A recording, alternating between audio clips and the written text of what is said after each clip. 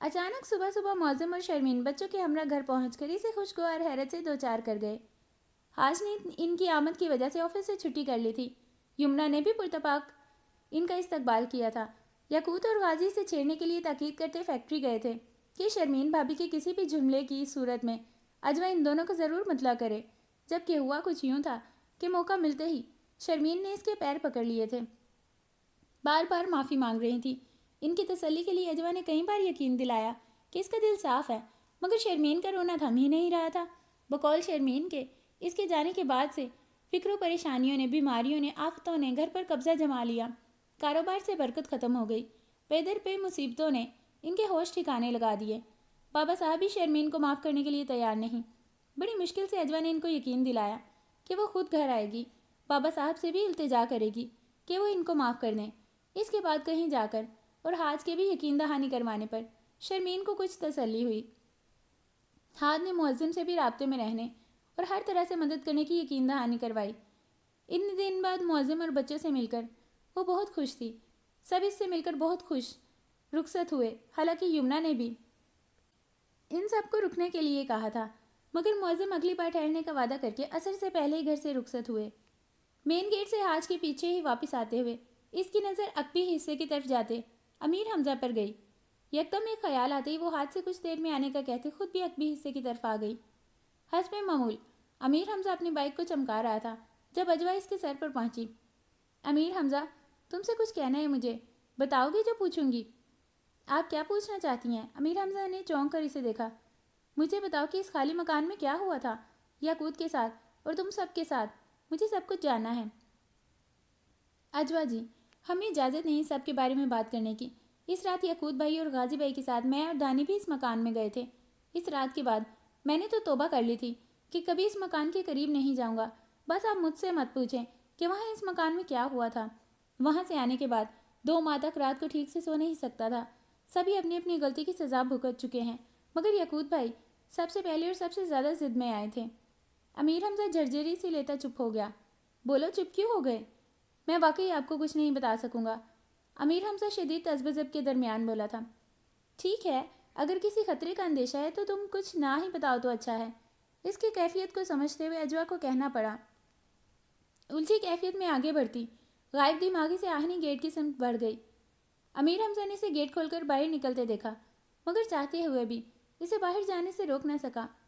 ہلکی ہلکی دھوپ کی تمازت لیے کھلے میدان کی فضا میں عجیب سی وحشت اور سناٹا گھلا ہوا تھا۔ خستہ حال مکان کی عمارت اپنی تمام پراسراریت کے ساتھ کھڑی اسے اپنی سمت کھینچ رہی تھی۔ مکان کے سامنے پہنچ کر وہ چند لمحوں تک اڑے رنگ کے آہنی گیٹ کو دیکھتی رہی جو تھوڑا کھلا ہوا تھا۔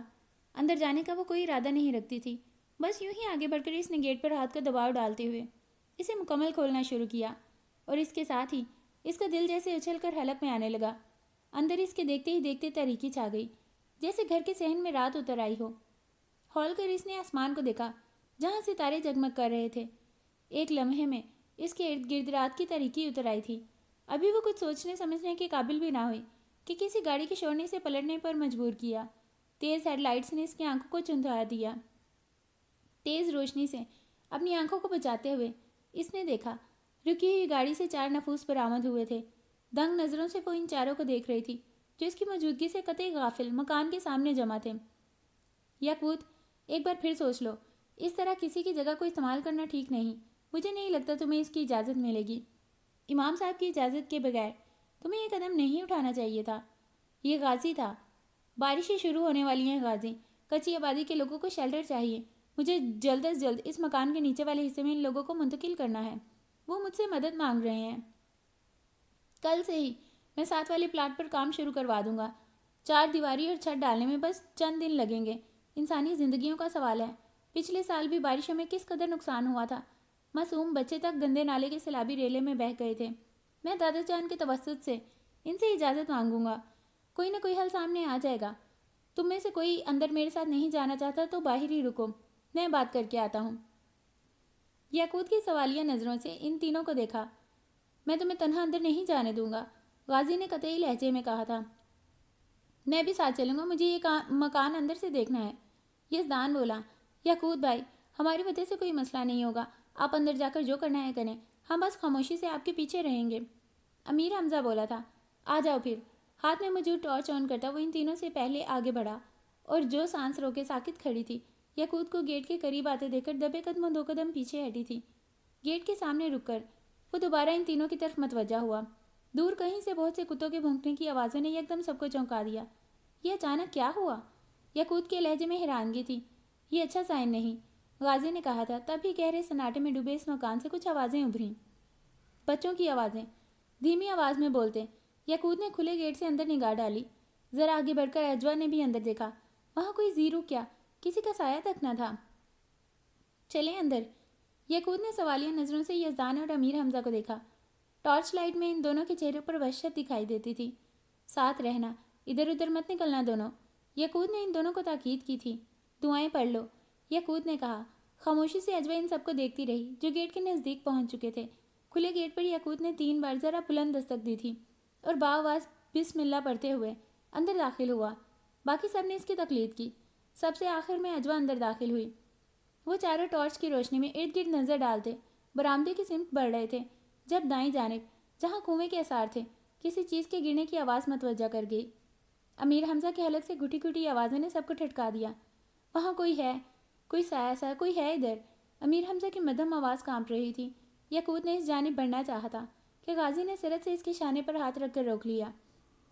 जिस मकसद के लिए आए हो बस इसे याद रखो। इधर उधर तवज्जो देकर तो भटकने का खदशा है।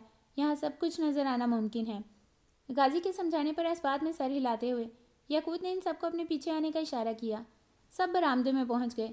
सन्नाटे में घिरी अजवा की नज़रें यकूत पर जमी थीं जो बंद दरवाजे की सिमत हाथ बढ़ाता गाजी की तरफ पलटा। भारीपन महसूस हो रहा है सर और कंधों पर। मैं भी ऐसा ही महसूस कर रहा हूँ।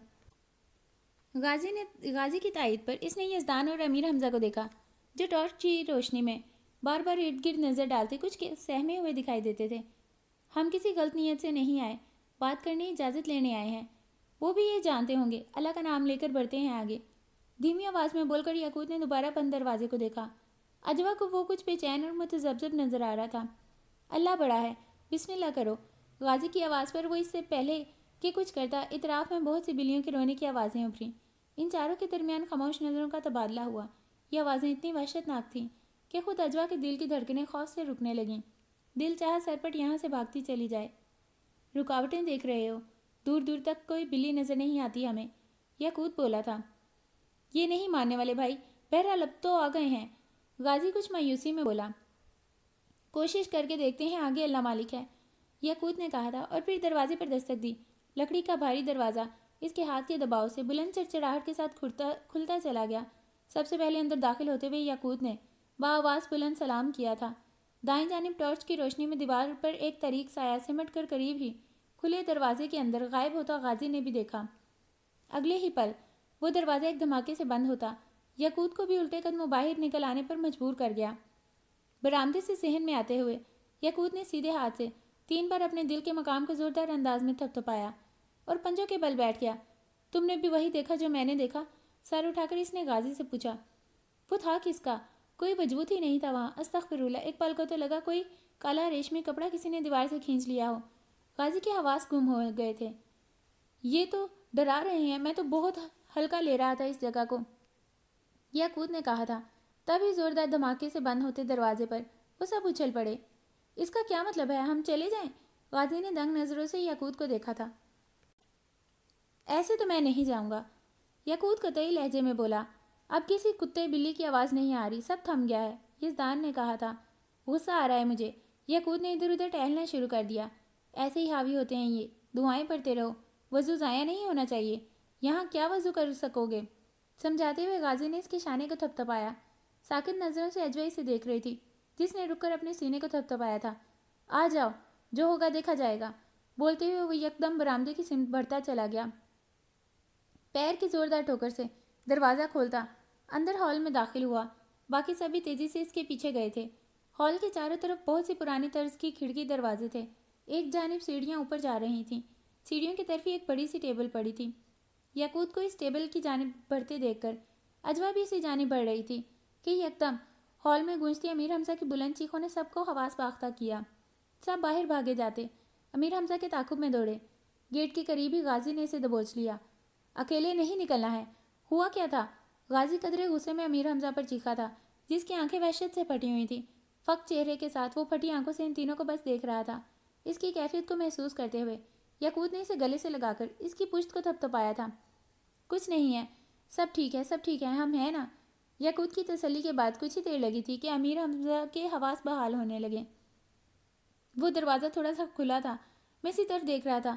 اندر اندھیرے میں دو آنکھیں سرخ آگ کی طرح چمک رہی تھیں۔ امیر حمزہ پھنسی آواز میں وہ بتا رہا تھا جو دیکھا۔ یہ وہی کمرہ ہے جو بند ہوا تھا، باقی تو سب دروازے کھلے ہوئے ہی تھے۔ غازی نے کہا، تم ٹھیک ہو؟ یاقوت نے امیر حمزہ سے پوچھا۔ کوئی مسئلہ نہیں ہے، تم یزدان کے ساتھ باہر گاڑی میں بیٹھو۔ نہیں، میں آپ کے ساتھ رہوں گا، امیر حمزہ بولا تھا۔ اس کے ساتھ ہی سب دوبارہ اندر کی سمت بڑھ گئے۔ جس کمرے کی طرف امیر حمزہ نے اشارہ کیا وہ اب مکمل بند تھا۔ یاقوت سیدھا اس کمرے کی سمت بڑھ گیا۔ دروازے پر دستک دے کر اس نے ایک جھٹکے سے پورا دروازہ کھولا اور اندر داخل ہو گیا۔ ٹارچ کی روشنی میں وہ کمرہ بالکل خالی تھا۔ سب کے پیچھے اجوا بھی اندر داخل ہوئی۔ ابھی تک ایسا کچھ نہیں ہوا تھا جو اس کے سوالوں کا جواب ہوتا۔ بہرحال وحشت کے باوجود اس نے ان چاروں کی ایک ایک حرکت پر نظر رکھی ہوئی تھی۔ خوشبو محسوس کر رہے ہو؟ دھیمی آواز میں بولتے یاقوت نے ان تینوں کو دیکھا۔ کچھ دیر بعد سب کمرے سے نکلتے واپس ہال میں آ گئے۔ کیا خیال ہے، اوپر چلیں؟ یاقوت نے سوالیہ نظروں سے تینوں کو دیکھا تھا۔ دیکھو، اوپر والے حصے میں جانے سے تو میں تمہیں روکوں گا۔ اوپر کچھ نہ کچھ سامنے آنا ہی آنا ہے، بہت گڑبڑ ہو جائے گی۔ سامنے آنے والی کہانی نہیں ہونی چاہیے، ورنہ پھر بات کہاں ہونی ہے۔ میری مانو، سیڑھیوں تک جا کر اپنی بات کہہ دو، جو جواب ملنا ہوگا مل جائے گا کسی نہ کسی طرح۔ غازی کے مشورے پر یاقوت نے کچھ سوچا۔ تھوڑا اوپر جانے میں کیا حرج ہے، دیکھ لیں گے کیا سامنے آتا ہے۔ یاقوت کے منانے والے انداز پر غازی نے خشمناک نظروں سے اسے دیکھا تھا۔ مجھے پتا تھا تم نے اپنی ہی کرنی ہے، کچھ سامنے آیا تو میں نہیں رکوں گا، اب بھی بتا رہا ہوں۔ غازی بول رہا تھا، مگر یاقوت اس کی سنے بغیر اس کا بازو پکڑ کر سیڑھیوں کی جانب بڑھ گیا۔ اجوا بھی نیچے ریلنگ کے قریب رکی، سر اٹھائے اسے دیکھ رہی تھی، جو احتیاط کے ساتھ اوپر جاتا ٹارچ کی روشنی میں اوپر والے زینے کا جائزہ لے رہا تھا۔ بات کرو، غازی نے دھیمی آواز میں یاد دلایا۔ جواباً یاقوت نے اشارے سے اسے خاموش رہنے اور اوپر کسی کی موجودگی کا پتہ بتایا۔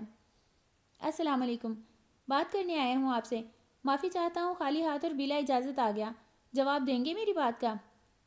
بآواز بلند بول کر اس نے کچھ سننے کی کوشش کی اور پھر اشارے سے ان سب کو اپنے پیچھے آنے کا اشارہ کیا۔ بقیہ سیڑھیوں کے قریب ان سب کو رکتے دیکھ کر اجوا نے بھی دبے قدموں اوپر جانا شروع کیا۔ ٹارچ کی روشنی میں اوپر کی طرف بالکل سامنے ہی ایک کمرے میں کسی کی موجودگی کا احساس ہوتے ہی یاقوت کا چہرہ متغیر ہوا تھا۔ گہری خاموشی میں اس کمرے سے کچھ ایسی آوازیں ابھری جیسے کسی نے بھاری ہنکارا سا بھرا ہو۔ رکے رکے انداز میں مزید سیڑھیاں چڑھتے ہوئے یاقوت نے ایک بار پھر سلام کیا۔ اس کی نظریں سامنے ایک کمرے میں جمی تھیں۔ تبھی ٹارچ کی روشنی میں کچھ تحریک نظر آئی۔ سفید جبے میں کوئی تھا جس کا قد کمرے کی چھت تک جا رہا تھا۔ یاقوت بھائی نکلو یہاں سے، یزدان اور امیر حمزہ ایک ساتھ چیخے، اسے بھی اپنے ساتھ کھینچتے نیچے کی طرف دوڑے۔ ان سب نے یاقوت کے بھی حواس مختل کر دیے۔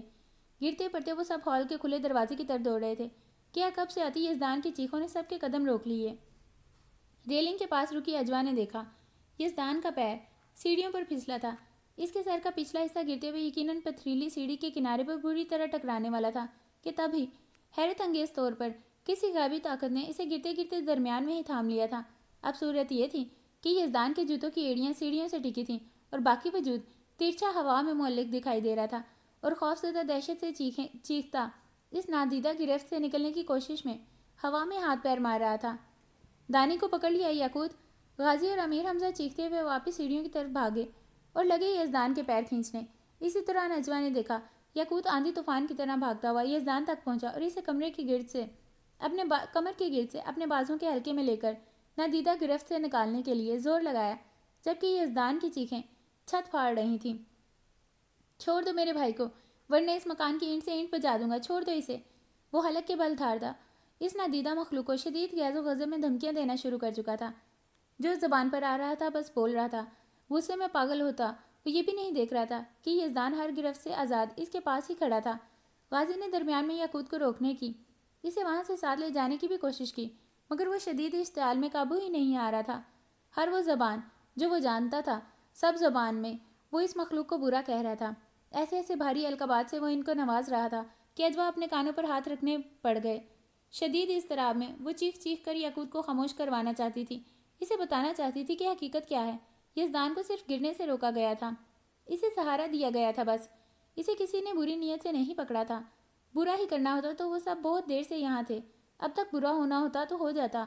वो सब बात करने आए थे, मगर टिक कर बात करने की हिम्मत किसी में न थी। अपने खौफ में बेकाबू होकर इनको बुरा कहना शुरू कर दिया, मगर वो कुछ बोल न सकी। इसकी ज़बान बंद कर दी गई थी। बस वो दिखाया जा रहा था जो हकीकत थी। गाजी इसे अपने साथ खींच कर ले जाना चाहता था, मगर वो इसे बार बार दूर धकेलता चीख रहा था, बुरा भला कह रहा था। तभी ऊपर सीढ़ियों पर इन सबसे कुछ ही फासले पर एक जोरदार धमाका हुआ। रेलिंग के करीब ही गिरती अजवा ने बस आके इन शोलों को देखा जो बुलंद होते गायब हो गए। गाजी के साथ अमीर हमजा और यजदान भी खुले दरवाजे की सिम दौड़े। सहन में एकदम रुकते हुए गाजी चीखा, याकूत कहाँ है? अमीर हमजा और यजदान कोई जवाब देने के बजाय वापस गाजी के साथ अंदर भागे। फर्श से उठती अजवा ने इन तीनों को अंदर दौड़ते देखा था, और फिर फर्श पर औंधे मुँह गिरे याकूत को देखकर इसका दिल उछल कर हलक में आ गया। याकूत उठो, याकूत! गाजी के चीखते हुए इसे सीधा किया। इसकी बंद आंखों को देखकर खौफ से चीखते यजदान ने इसे झंझोर डाला। कुछ पढ़कर इसके सीने पर दम करते गाजी ने इसके चेहरे को थपथपाया। तभी इसने आंखें खोलीं। इसकी सुर्ख आंखों ने सबको चौंका दिया। तुम ठीक हो? चलो उठो, शाबाश, यहाँ से चलें। गाजी बात अधूरी छोड़कर इसे देखने लगा कि इसका हाथ अपने शाने पर झटकता उठ खड़ा हुआ। दंग नजरों से वो सब इसे देखने लगे जो सीढ़ियों की तरफ जाता। रुका नहीं, सीढ़ियाँ चढ़ने लगा। याकूत रुको! गाजी होश में आता इसके पीछे भागा। कहाँ जा रहे हो? वापिस आओ, ऊपर नहीं जाना, बात नहीं करनी, वो धीमी आवाज़ में बोला। अभी मुनासिब नहीं कोई बात करना, फ़ौरन हमें यहाँ से निकलना है। कुछ गैर मामूली गाजी को महसूस हो चुका था, जिसे नज़रअंदाज करता वो याकूत का बाजू पकड़े इसे नीचे ले आया। आप ठीक हैं भाई? टॉर्च इसे देते हुए यजदान ने ज़रा संभल कर पूछा। जवाबन इस में सर हिलाता वो थके थके अंदाज में आगे बढ़ता गया, मगर चंद कदम चलकर वापस पलट आया।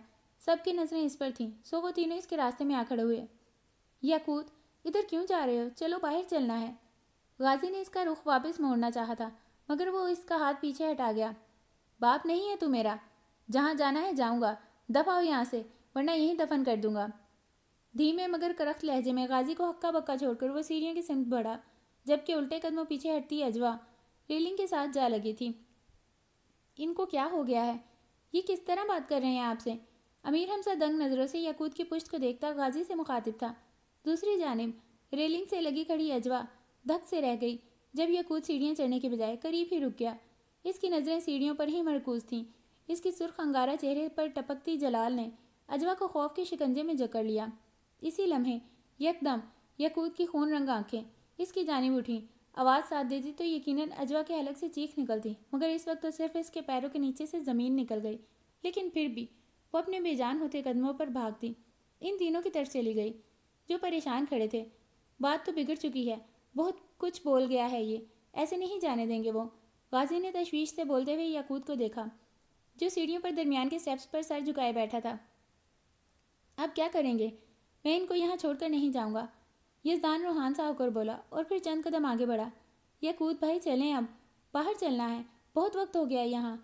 यजदान की आवाज़ पर इसने सर उठाकर इन तीनों को देखा और फिर एक झटके से उठकर सीढ़ियाँ उतरने लगा। तेवर कुछ ऐसे थे कि यजदान उल्टे कदमों पीछे हटता चला गया। दूसरी जानिब वो नीचे आकर सीधा आहनी टेबल की तरफ चला गया। अगले ही पल जो हुआ वो इन तीनों को चिल्लाने पर मजबूर कर गया। वो चीख चीख कर इसे मना करते रहे, मगर याकूत ने वो आहनी मनो टनो वजनी टेबल पलक झपकते ही यूं दोनों हाथों से उठाकर सर से बुलंद कर ली जैसे वो कागज़ की बनी हो। वो तीनों अपने बचाव के लिए पीछे हटते गए। इनकी इल्तजाएं अनसुनी किए याकूत ने टेबल इनकी सिमत उछाल दी। भयानक शोर हुआ और फिर सन्नाटा छा गया। गनीमता की टेबल इन तीनों से दूर गिरी थी। दरवाजे के करीब साकत खड़ी अजवा यकटुकी से देख रही थी, जो हाल के वस्त में घुटनों के बल गिरने वाले अंदाज में बैठ गया। कुछ देर तक वो सब सन्नाटे में घिरे इसे देखते रहे। फिर हिम्मत करके गाजी आगे बढ़ा। इसके पीछे ही सहमे अंदाज में अमीर हमजा और यजदान भी थे। गाजी इसे 2 कदम के फासले पर रुक गया, घुटनों के बल सर झुकाए। साकित बैठे याकूत को मुखातिब करने की वो हिम्मत नहीं कर पा रहा था। चंद लम्हे यूं ही खौफ में लरजते खामोशी से गुजर गए। तभी यकदम याकूत ने झुका सर धीरे से उठाया। इसके लाल भभोका चेहरे पर पसीने के कतरे पानी की तरह बहते जा रहे थे। इसकी सुर्ख पुरजलाल आंखें अमीर हमजा पर टिकी थीं, जबकि अमीर हमजा का दम खुश्क हो गया था। वो कुछ देर लब पढ़ रहा था, सब भूल गया था। बहुत पढ़ना आता है तुझे, अभी निकालूं तेरी पढ़ाइयाँ? भाग जा यहाँ से, वरना ज़िंदगी भर पछताएगा। यकूत के गैसो गजब में डूबे लहजे पर अमीर हमजा की सिट्टी गुम हो गई थी। शाम तो गाजी को भी सूख गया था, मगर फ़ौरन ही इसने खुद को संभाला। अमीर हमजा, माफ़ी मांगो फ़ौरन, और जाओ यहाँ से, मांगो माफ़ी। गाजी के झिड़कने पर अमीर हमजा, जो यजदान के पीछे छुपा जा रहा था, गाजी के इशारे को समझते हुए मज़ीद बौखला गया था। माफ़ कर दें, अब कोई गलती नहीं होगी।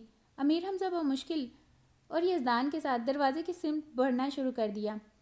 यकूत, गुस्सा ख़त्म कर दो, वो नादान है, बच्चा है, गलती हो गई, मैं इसकी तरफ से माफ़ी मांगता हूँ। गाजी इल्तिजाई लहजे में से मुखातिब था, जो सर झुकाए बैठा, टच से मस ना हुआ। ये किसकी जगह है? हमें यहाँ से निकलना चाहिए। अच्छी बात नहीं है किसी को परेशान करना। चलो उठो, बाहर चलें। हिम्मत करके गाजी ने इसके बाजू को पकड़ा। थोड़ी सी मजीद कोशिश और माजरत खाना जुमलों के बाद वो अपनी जगह से उठ तो गया, मगर फिर वो कुछ बोला नहीं, ना ही इसने गाजी की सिमत देखा। अगले चंद लम्हों में गाजी इसको थामे अपने साथ लिए सहन में ले आया। इशारे से गाजी ने खुले गेट के करीब मुंतजिर अमीर हमजा और यजदान को गाड़ी स्टार्ट करने का कहा, जिस पर दोनों ने अमल किया। माऊफ होते दिमाग के साथ अजवा भी गाजी और यकूत के पीछे गेट से बाहर निकली, मगर आंखों के सामने मौजूद मंजर ने इसके दिमाग को चकरा कर रख दिया था। घर का अकबी हिस्सा इसके सामने था। घर के तमाम अफराद वहाँ जमा थे। एक जानिब घर की दीगर खवातीन के दरमियान यमुना मौजूद थीं, जिनका रो रो के बुरा हाल हो रहा था। घर के हर फर्द की नज़र जहाँ थी, वहाँ देखते हुए अजवा की आंखें फटी की फटी रह गई थीं। पोल के नीलगुम पानी की सतह पर यकूत यूं चल रहा था जैसे इसके पैरों तले पानी ना हो, बल्कि पुख्ता फर्श हो। पानी पर इसकी चहलकदमी जाने कब से जारी थी। फिजा में खौफो हरास फैला हुआ था। सबकी सहमी नज़रें यकूत पर थीं। अजवा को ना गाजी कहीं दिखाई दे रहा था, ना ही यजदान और अमीर हमजा। मतवहश सी वो इस जानिब बढ़ गई, जहाँ हाज बहुत परेशान और फिक्रमंदी से अपने चचाओं के साथ खड़े थे। हॉस्पिटल फ़ोन किया था, तीनों की हालत अभी तक नहीं संभली है, बुखार किसी तौर नीचे नहीं आ रहा। हाज अपने बड़े चचा को बता रहे थे यहाँ किन तीनों की बात हो रही थी। अजवा को अच्छी तरह अंदाज़ा हो गया था। 2 घंटे से यकूत की ये हालत है, कोई बात नहीं कर रहा, चुप लग गई है, पानी पर चल रहा है। अभी आगे जाने क्या होगा। इमाम साहब अपना काम कर रहे हैं। मेरा ख्याल है यहाँ से यमुना समेत सबको हटा दो, सब यहाँ जमा है, कोई और गलती ना हो जाए। हाज के बड़े चचा के कहने पर इनके सब भाइयों ने तायीद की। अगले चंद लम्हों में सब घर के इस अकबी हिस्से में जाने लगे। पोल के करीब ही इमाम साहब आंखें बंद किए तस्बीह पर कुछ पढ़ने में मसरूफ़ थे कि जब पोल के एक सिरे पर दूसरे सिरे तक चहलकदमी करते यकूत को देखते हुए इसकी आंखों के सामने अंधेरा छाने लगा। आंखें बंद करके इसने अपने फोड़े की तरह दुखते सर को हाथों में थाम लिया। अचानक ज़ोरदार छपाके की आवाज़। इसने झटके से सर उठाया। स्विमिंग पूल के पानी की सतह पर यकूत कहीं नहीं था। तेज़ी से वो पूल के करीब गई। वो सीने के बल आहिस्ता आहिस्ता पानी की गहराई में उतरता जा रहा था। इसके वजूद में किसी किस्म की कोई हरकत न थी। रुक जाओ तुम सब, खामोश रहो, मदाखलत मत करो बार बार। कुर्सी पर बैठे इमाम साहब ने बहुत बरहमी से हाज और इनके बड़ों को डांटा था। इमाम साहब, इसकी ज़िंदगी ख़तरे में है। हाज रो देने को दे, ऐसा तुम्हें नज़र आ रहा है। वो अभी यहाँ नहीं है, इनके जरगे में है, मैं इसके साथ हूँ। बात ख़त्म करके इमाम साहब मराकबे में चले गए। इनकी तस्बीह वाला हाथ मुसलसल मुतहरिक था। अजवा ने देखा, हाथ सर पकड़े बैठे थे। इनके चचा इनकी ढांढस बंधाने की कोशिश कर रहे थे। इसे अपने असाब चटकते महसूस हो रहे थे। वो कहीं दूर भागना चाहती थी। इस मंजर, इस फिजा में इसका दम घुट रहा था, मगर इसकी आंखें पानी के अंदर बेहिस्सो हरकत वजूद पर साकित थी, जिसने इसके पैरों को जकड़ रखा था। बेदम होकर वो वहीं पुल के किनारे हाज की तरह थक हार कर बैठ गई। वो समझ रही थी कि इमाम साहब ने जो कहा, यकूत पानी के अंदर बेहिस्सो हरकत था, मगर जानती थी वो किस कदर तकलीफ में होगा। इसकी माफ़ी तलाफ़ी, शर्मसारी, जाने किस हद तक इस मखलूक को राज़ी कर सकेगी। इनकी ज़िद और गुस्से का मुकाबला कौन कर सकता था। आसानी से राज़ी होने वाले होते तो अब तक राज़ी हो चुके होते। घुटनों के बल बैठे वो यकटुक पानी के अंदर साकित वजूद को देखती रही। जाने कितना वक्त गुजरा था। सूखे धानों पर जैसे पानी पड़ गया हो। हाज का बस नहीं चल रहा था कि पुल में कूद कर यकूत को बाहर ले आए, मगर सब रुकी सांसों से देख रहे थे। पानी के अंदर बिखरा इसका साकित वजूद धीरे धीरे वापस सतह पर आने लगा। धीरे से पानी की सतह पर हाथ जमाकर उठता। वो किसी भी जानिब देखे बगैर घुटनों के बल बैठ गया। चंद लम्हों बाद अपने कदमों पर उठा था और पानी की सतह पर चलते चलते पुख्ता फर्श पर आ गया। इसका रुख इमाम साहब की जानिब था। इनका लिबास मुकम्मल खुश्क था। पानी का एक कतरा तक इसके चेहरे पर नज़र नहीं आ रहा था। हाथ और इनके चारों चचा शस्त्र नज़रों से यकूत को देखते रह गए। जब इसने कुर्सी पर बैठे इमाम साहब के कंधों को यूं थपथपाया जैसे इनका हम उम्र जिगरी दोस्त हो। जाओ, जाकर आराम करो, हम इसके साथ हैं। मियाँ जी के होते हुए کوئی تکلیف نہیں پہنچ سکتی اسے۔ اس کے دھیمے مگر بھاری لب و لہجے پر امام صاحب جواباً کچھ نہیں بولے، خاموشی سے اٹھ کر حاج کی طرف آ گئے۔ اب فکر کی کوئی بات نہیں ہے، اسے گھر میں لے جاؤ اور ایسی جگہ سونے دو جہاں سے تم بآسانی اس پر نظر رکھ سکو۔ صرف احتیاط کے لیے ایسا کہہ رہا ہوں، باقی جو اس کے ساتھ ہیں وہ سب سنبھال لیں گے۔ امام صاحب کی بات سمجھ کر وہ سب یقوت کی طرف متوجہ ہوئے۔ ان سب کو وہاں سے جاتے دیکھ اجوا کو ایک زوردار آواز سر سے پیر تک ہلا گئی۔ کرنٹ کھا کر پلٹی تو تاریکی کہیں نہیں تھی۔ سامنے خستہ حال پر اسرار مکان کا آہنی دروازہ زوردار آواز کے ساتھ بند ہو کر اسے حال میں واپس لاتا تھوڑا سا کھل چکا تھا۔ منتشر حواسوں کو قابو کرتے ہوئے اس نے سر اٹھا کر کھلے آسمان پر اڑتے پرندوں کے غول کو دیکھا۔ وہی شام کا وقت تھا، بس یہ تھا کہ دھوپ کی تمازدہ فضا میں باقی نہ تھی۔ تبھی اس کی نظر مسجد والی سڑک پر اپنی جانب آتی گاڑی پر پڑی۔ یاقوت کو گاڑی سے اترتے دیکھ کر اسے کوئی حیرت نہیں ہوئی۔ یکدم اس کا دل چاہا پھوٹ پھوٹ کر رونا شروع کر دے، مگر اسے خود کو سنبھالنا تھا، ورنہ اس کے آنسو یقیناً اس وقت یاقوت کو ہاتھے سے اکھاڑ دیتے۔ اجوا تم یہاں اکیلی کیا کر رہی ہو؟ امیر حمزہ نے مجھے تمہارے اس طرف آنے کی خبر دی تھی، سب کچھ چھوڑ کر یہاں دوڑا چلا آیا ہوں۔ تم نے مجھے یقین دلایا تھا کہ تم یہاں نہیں آؤ گی۔ شدید ناراضگی سے بولتا وہ یکدم چپ ہوا تھا۔ اجوا کے زرد چہرے اور متوہم آنکھوں نے اسے کسی سنگین صورتحال کا احساس کروایا تھا۔ کیا ہوا ہے؟ تم مجھے ٹھیک نہیں لگ رہی، بتاؤ مجھے کیا ہوا ہے؟ کیا تم مکان کے اندر گئی تھی؟ اسے شانوں سے تھام کر وہ اس طرابی لہجے میں سوال پر سوال کر رہا تھا۔ پہلے تم میری بات سنو، پہلے ہی دیر ہو چکی ہے، تمہیں بابا صاحب کے پاس بہت پہلے ہی چلے جانا چاہیے تھا۔ مجھے یقین ہے اس مکان کے معاملات کے لیے ہی انہوں نے تمہیں ملاقات کے لیے بلایا تھا۔ سب سے بڑی بے وقوفی میں نے کی، مجھے پہلے ہی بابا صاحب کو باخبر کرنا چاہیے تھا۔ یاقوت تم جس قدر جلدی ہو سکے بابا صاحب کے پاس جاؤ، آپ ہی کو یہاں میری ضرورت ہے، ورنہ میں بھی تمہارے ساتھ جاتی۔ میرا دل کہہ رہا ہے بابا صاحب اس مکان میں بسنے والوں کو راضی کر لیں گے۔ یہاں کے مکینوں کا مجھے متوجہ کرنا اس بات کی طرف اشارہ کرتا ہے کہ یہ بابا صاحب تک اپنا اور تمہارا معاملہ لے کر جانا چاہتے ہیں۔ اس رات جو کچھ ہوا سب دکھا دیا تمہیں اندر لے جا کر؟ یکدم یاقوت کے سوال پر وہ خاموشی سے اسے دیکھتی کچھ بول نہ سکی۔ بس ایک یہی کسر رہ گئی تھی، تمہاری نظروں میں بھی گرانا تھا، گرا دیا۔ ایسا مت کہو یاقوت، اس کے ٹوٹے لہجے نے اور سرخ ہوتی آنکھوں نے اجوا کو تڑپا دیا۔ اور کیا کہوں، تھک چکا ہوں راضی کرتے کرتے ہر انسان کے آگے جسے میری محبت اور احترام کا رشتہ رہا، ذلیل کیا جاتا رہا، مجھے دل توڑ دیا میرا۔ اب کوئی فرق نہیں پڑے گا، راضی کرنے کی کوشش تو کرتا رہا ہوں کیونکہ غلطی میری تھی، جاتا ہوں بابا صاحب کے پاس بھی، جو بھی ہے بس خاموش رہو۔ یہ سب دوبارہ مت کہنا، ہر بات زبان سے کہنا ضروری نہیں ہوتی، وہ بھی اللہ کی مخلوق ہیں، ان کے بھی جذبات ہوں گے، ان کو بھی ٹھیس پہنچی ہوگی۔ ان کا بتاؤ ہم انسانوں سے مختلف تو ہونا ہی ہے، تم بس اپنا فرض ادا کرو۔ عزت یا ذلت دینے کے اختیارات کسی مخلوق کے پاس نہیں، اللہ کو تمہاری نیت معلوم ہے، وہ تمہاری ندامت سے واقف ہیں، بس یہ کافی ہے۔ میرے سامنے سب آ گیا، اس پر دل چھوٹا کیوں کرتے ہو؟ میں جانتی ہوں تم نے جان بوجھ کر غلطی نہیں کی تھی، میرے اور تمہارے درمیان محبت کا رشتہ ہے، جس سے محبت ہوتی ہے اس کی غلطیوں کو کھلے دل سے قبول کرنا مشکل نہیں ہوتا، محبت ہر غلطی پر حاوی ہو جاتی ہے۔ مجھے معلوم ہے کہ تمہیں اپنے امیج کی بہت پرواہ رہتی ہے، فکر مت کرو، کوئی بھی چیز میرے دل سے تمہاری محبت کو کم نہیں کر سکتی، نہ ہی تمہاری عزت و احترام کو۔ سچ کہہ رہی ہو؟ یاقوت نے اس کی آنکھوں میں دیکھا تھا۔ بالکل سچ، وہ مسکرائی تھی۔ اب جلدی چلو، حاج بھائی سے بات کرو کہ تم آج رات یا پھر صبح ہوتے ہی قصبے کی طرف جا رہے ہو۔ اس کا بازو تھامے گاڑی کی سمت بڑھتی وہ بولی تھی۔ طے تو یہ ہوا تھا کہ فجر کے بعد اسے غازی اور حاج کے ہمراہ بابا صاحب سے ملاقات کے لیے جانا ہے، مگر اس کی نوبت ہی نہ آئی۔ آدھی رات میں اچانک ہی یمنا کو ہاسپٹل لے جانا پڑا۔ فجر کے وقت وہ آپریشن تھیٹر میں تھی۔ ایک ایک لمحہ بھاری تھا۔ نئی صبح کی روشنی نمودار ہونے پر سب خیر و عافیت کی خبر سب کے چہروں کو خوشی سے کھلا گئی۔ حاج کے تو قدم زمین پر نہیں ٹک رہے تھے۔ اپنے بچوں کا چہرہ دیکھنے سے پہلے ہی انہوں نے ہاسپٹل میں ہی مٹھائیاں بانٹنے کا سلسلہ شروع کر دیا۔ 3 دن ہاسپٹل میں رہنے کے بعد جس دن یمنا گھر پہنچی، اس دن حاج نے یاقوت سے کہا، بابا صاحب کی طرف چلنے کی تیاری کرو۔ اجوا نے شکر ادا کیا کہ حاج نے اپنی خوشی میں اس اہم معاملے کو بھلایا نہیں۔ ہاسپٹل میں اجوا اور زارا جس طرح یمنا کے ساتھ الرٹ رہیں، گھر میں ان کا اور بچوں کا خیال رکھنے کے لیے بھی وہ کافی تھیں۔ حاج مطمئن ہو کر یاقوت اور غازی کے ہمراہ روانہ ہو گئے۔ اجوا بے چینی سے ان سب کی واپسی کا انتظار کر رہی تھی۔ وہ سب رات میں نکلے تھے۔ صبح کے وقت واپسی کی اطلاع یاقوت نے اسے فون پر دی تھی، اس خوشخبری کے ساتھ کہ بابا صاحب ان کے ساتھ ہی آ رہے ہیں۔ اجوا گھر پر ان کے استقبال کی تیاری کر رہی تھی، مگر پتہ چلا کہ بابا صاحب نے سیدھا خالی مکان کی طرف چلنے کا حکم دیا ہے۔ اجوا کا شدت سے دل چاہا وہ بھی مکان تک جائے، مگر بابا صاحب کی موجودگی میں وہ یہ غلطی نہیں کر سکتی تھی۔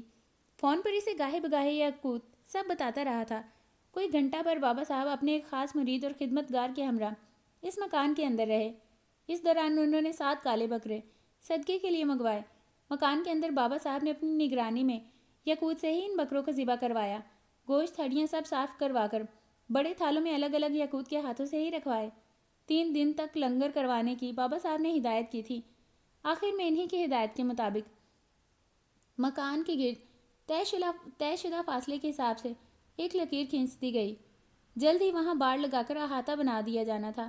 اس کا مقصد یہ تھا کہ اس احاطے کے باہر کی زمینیں استعمال کی جا سکتی ہے۔ اس مخلوق نے مکان کے علاوہ جس قدر زمین لینی تھی وہ لے لی۔ اب اس حد کے باہر جو بھی گھر وغیرہ بنائے جائیں گے، اس مخلوق کو بھی وہاں مداخلت کی اجازت نہیں۔ ان معاملات کے بعد حاج بہت عجلت میں گھر آئے۔ پہلے انہوں نے یمنا سے بات کی، پھر اسے بھی کمرے میں بلا لیا۔ بابا صاحب کے لیے بار بار یہاں آنا ممکن نہ تھا۔ وہ چاہتے تھے کہ عصر سے پہلے یاقوت اور اجوا کا نکاح ہو جائے۔ وہ زیادہ حیران نہیں ہوئی، اسے اندازہ تھا کہ نکاح کی بات یاقوت یا پھر یاقوت کے کہنے پر حاج نے اٹھائی ہے۔ اس بات کی تصدیق بھی حاج نے کر دی۔ یمنا کسی طور بابا صاحب کی مرضی کے خلاف نہیں جانا چاہتی تھی۔ وہ تو پہلے ہی ایک پیر پر تیار کھڑی تھی۔ بابا صاحب کے گھر تک آنے کی نوبت ہی نہیں آئی۔ گھر کے کچھ بڑوں کے ہمراہ وہ مسجد تک پہنچی تو اتنے دن بعد بابا صاحب کو اپنے سامنے دیکھ کر اس کی آنکھیں بھر آئیں۔ ان کا ہاتھ اپنی آنکھوں سے لگا کر وہ رو پڑی۔ بے وقوف، احمق کہیں کی، ایسی ناراضگی کس کام کی؟ پلٹ کر اپنے بابا صاحب سے ملنے تک نہیں آئی۔ اس کے سر کو تھپکتے وہ شفیق انداز میں ڈپٹ رہے تھے۔ اب آپ کے پاس یہ آتی رہے گی یاقوت کے ساتھ بابا صاحب؟ حاج بولے تھے۔ تم بھی آتے رہا کرو، معصوم کو یہ احساس نہ ہو کہ وہ تنہا ہے۔ بابا صاحب بولے، جیسا آپ کا حکم بابا صاحب۔ بھائی ہے وہ میرا، میں ہر حال میں اس کے ساتھ ہوں۔ حاج بولے تھے۔ نکاح مسجد کے صحن میں ہی ہونا تھا۔ جب سب بیٹھ گئے تو اجوا نے سنا امام صاحب دھیمی آواز میں بولے، اس نکاح کے لیے مزید کسی کی اجازت درکار ہے؟ سب یہاں موجود ہیں اور ہم بھی، تو مزید کس کی اجازت درکار ہوگی؟ بابا صاحب نے جواباً سوال کر ڈالا۔ میرا مطلب تھا کہ شاہ صاحب، امام صاحب واضح طور پر کچھ نہ کہہ سکے۔ اجازت والی کوئی بات نہیں، لڑکا لڑکی کے سرپرست راضی ہیں، کافی ہیں۔ شاہ صاحب جانتے ہیں، خوش ہیں ان دونوں کے لیے، آپ بسم اللہ کیجئے۔ باقی سب تو شاید اس گفتگو کو نہ سمجھ سکے ہوں، مگر یاقوت اور اجوا سمجھ سکتے تھے۔ اجوا کے دل کو انجانے سے خوشی ہوئی تھی یہ سن کر کہ شاہ صاحب اس کے لیے خوش ہیں۔ نکاح کے بعد مسجد سے ہی بابا صاحب کو روانہ ہو جانا تھا۔ حاج، یاقوت اور غازی بابا صاحب کو لے کر قصبے کی طرف نکل گئے، جبکہ اجوا باقی گھر والوں کے ساتھ گھر آ گئی، جہاں یمنا بے چینی سے اس کے انتظار میں کمرے سے باہر ہی تھیں۔ انہوں نے بڑے والہانہ انداز میں اسے اتنی محبت سے گلے لگا کر پیار کیا اور دعائیں دیں کہ وہ اپنی آنکھوں کو بھیگنے سے روک نہ سکی۔ اجوا، بھئی یہ رونا رلانا رخصتی کے وقت کے لیے رکھ لو، ابھی جا کر نیلی کو ملاؤ، منہ پھلا کر بیٹھی ہے، تمہارے ساتھ ساتھ اس کا نکاح بھی ہونا تھا، پھر دھاندلی کیسے ہو گئی؟ زارا نے مسکراتے ہوئے اطلاع دی۔ یہاں تو میرے فرشتوں کو بھی خبر نہیں تھی اس اچانک نکاح کی، سب اچانک ہوا ہے۔ وہ دنگ ہو کر بولی، اب یہ تم جا کر اسے سمجھاؤ، مجھے اور دانی کو تانے دے کر گئی ہے۔ اب تم ہی بتاؤ، اتنی عجلت میں 3 نکاح کیسے ہوتے؟ لالین کے گھر والوں کو کیسے تیار کرتے؟ اگلے ہفتے میں باقی 2 نکاح بھی ہو جائیں گے، دن ہی کتنے رہ گئے ہیں، مگر اس کو سمجھ نہیں آ رہی۔ بیٹھی ہے اوپر تمہارے کمرے میں، یمنا نے کہا تھا۔ سب ڈرامہ کر رہی ہے تنگ کرنے کے لیے، ابھی بنا کر لاتی ہوں۔ اجوا مسکراتی ہوئی زارا کے ساتھ لاؤنج سے نکل گئی تھی۔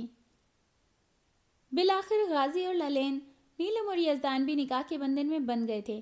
یہ دونوں نکاح ذرا دھوم دھام سے ہونے تھے۔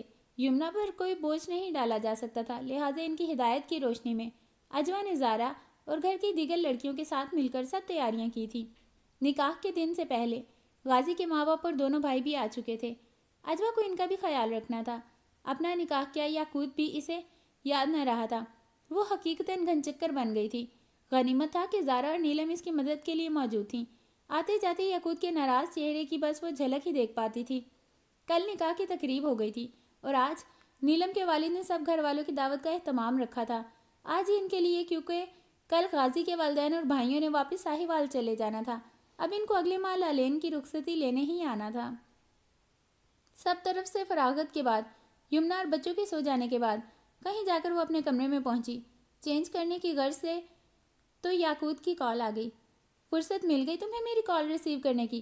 حیرت ہے، پہلی بات ہی یاقوت نے ایسی کر دی کہ اچھا ہوتا موڈ اس کا بگڑ گیا۔ ویسے مجھے پتہ نہیں تھا اتنے مضبوط رشتے میں بندھنے کے بعد بھی کوئی ویلیو نہیں رہے گی میری۔ میرا اپنے لیے بھی یہی خیال ہے۔ تم خود دیکھ رہے ہو کتنا کم ٹائم تھا نکاح کی تیاریوں کے لیے، گھر میں مہمان بھی موجود ہیں، اور پھر آپ ہی اور بچوں کا خیال رکھنا بھی تو میری ذمہ داری ہے۔ پھر بھی تم ناراض گھوم رہے ہو۔ میں جانتا ہوں سب، مگر مجھے پتہ نہیں تھا کہ ساری ذمہ داریاں مجھ سے پہلے ہیں۔ وہ درمیان میں بول اٹھا تھا۔ اچھا ٹھیک ہے، میری ہی غلطی ہے، آئندہ خیال رکھوں گی۔ ویسے بھی اب تو میں فرصت سے سکون کی سانس لے سکتی ہوں۔ ضرور سانس لو، اور اب سیکنڈ کی بھی دیر کیے بغیر مجھ تک پہنچو۔ تمہیں پتہ ہے میں اس وقت کہاں ہوں؟ جلدی سے آ جاؤ، میری ناراضگی غائب ہو جائے گی۔ میں بس کچھ دیر میں چینج کر کے آتی ہوں۔ ایسے ہی آؤ، میں نے تمہیں ٹھیک سے دیکھا بھی کہاں تھا؟ بہت اچھی لگ رہی تھی آج تم پنک ڈریس میں۔ ہیں؟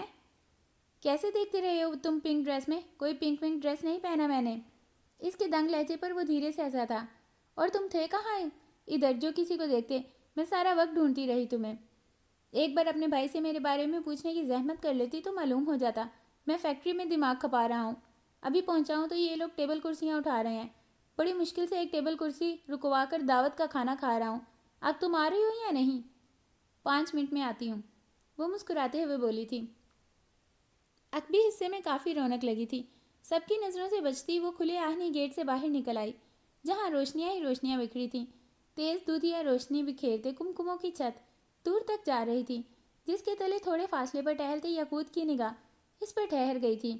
آف وائٹ نفیس ڈریس میں وہ ہلکی سی سلور ایمبرائڈری سے سجا دوپٹہ سر اور شانوں کے گرد ٹھیک کرتی مسکراتے ہوئے اس کے قریب پہنچی تھی۔ اچھی لگ رہی ہو بہت اس رنگ میں، موتیا کے پھول کو مات دے رہی ہو، مگر وہ پنک ڈریس والی بھی اچھی تھی۔ اس کے شرارتی لہجے پر اجوا پہ ساختہ ہنسی تھی۔ دھیرے دھیرے قدم بڑھاتے ہوئے ان دونوں کا رخ سڑک کی سمت تھا۔ جانتے ہو، حاج بھائی کا موڈ بہت خراب ہے۔ یزدان کو نیلم آئس کریم کے بہانے ساتھ کھینچ کر لے گئی، اور غازی کافی دیر سے لالین کو ڈراپ کرنے گئے ہوئے ہیں۔ دونوں کی واپسی کا کچھ اتا پتہ نہیں۔ وہ بتا رہی تھی، حاج بھائی سے کہنا تھا کہ یہ ان کا دور نہیں ہے، اور تم ذرا کچھ سیکھو اپنی سہیلیوں سے۔ وہ مسکراتے ہوئے بولا، تم بھی سیکھو اپنے بھائیوں سے۔ وہ مسکراہٹ چھپائے بولی، ضرور، لیکن ابھی تو فی الحال میں الفاظ ڈھونڈ رہا ہوں جو تمہارا شکریہ ادا کرنے کے لائق ہوں۔ تم نے میری توقع میری خواہش سے بڑھ کر کیا ہے۔ ایسا تو کوئی بیڑا کام نہیں کیا میں نے، کچھ اچھا کیا بھی ہے تو اپنے گھر اور گھر والوں کے لیے کیا، جو میرا فرض تھا۔ میں اگر دل میں جگہ نہ بنا سکی ہوں تو صرف اس لیے میرے ارد گرد بہت اچھے اور محبت کرنے والے لوگ ہیں۔ اپنی زندگی کے اتنے خوبصورت موڑ پر تمہارے ساتھ ہمیشہ کے لیے مل جانا بہت بڑی نعمت، بہت قیمتی انعام ہے میرے لیے۔ وہ دل کی گہرائیوں سے بولی تھی۔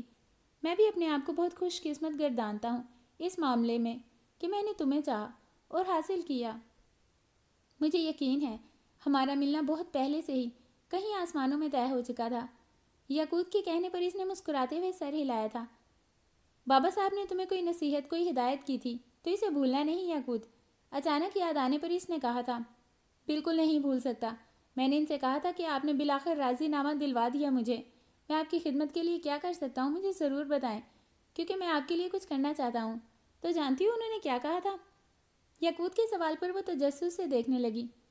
انہوں نے کہا کہ میرے لیے کچھ کرنا چاہتے ہو تو بس اتنا کرنا کہ اس مکان میں دوبارہ کبھی قدم نہ رکھنا۔ مگر کیوں؟